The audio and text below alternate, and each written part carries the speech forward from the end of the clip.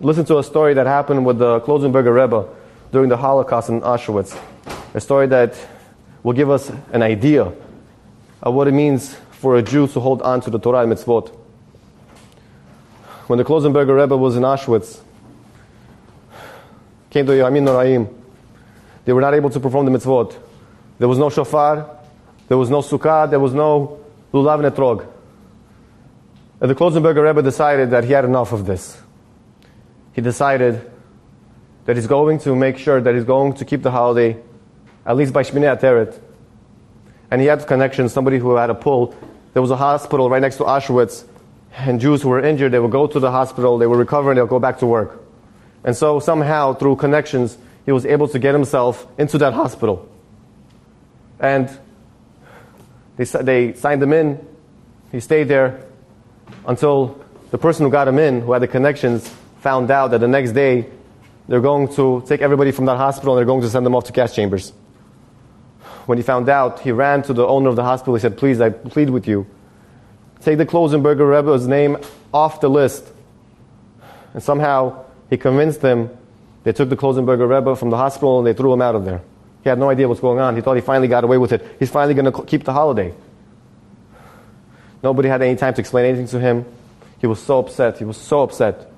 He went to the bunker and he sat there and he said, I don't care. Let them do whatever they want with me. But they're not going to take away my Torah, my mitzvot. I'm going to keep Shminei Ateret. I'm not going to go out to work today. And finally came time for lineup. And all the Jews came out. And they took a head count. They noticed one man was missing. And of course that was the Klosenberger Rebbe. And they came inside. They saw him there, preparing himself for the holiday. And they made a rule, a din. They're going to give him 25 double blows, which means they're going to have two Nazis standing from both sides with whips. They're going to lash him.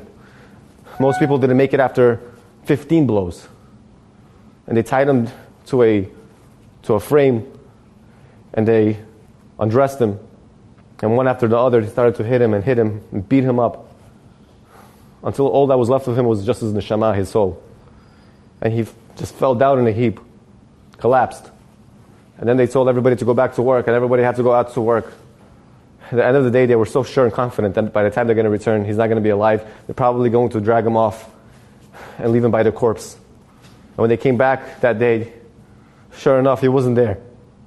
And all of a sudden, they hear tapping. They keep hearing tapping, and they turn, and they see from the corner of the room, the Klosenberger Rebbe is holding on to a bed frame. And he's just tapping with his feet. They couldn't understand what is he doing. And suddenly it hit them. He was dancing for Simchat Torah. It was Simchat Torah that night. The only limbs he was able to move was his feet.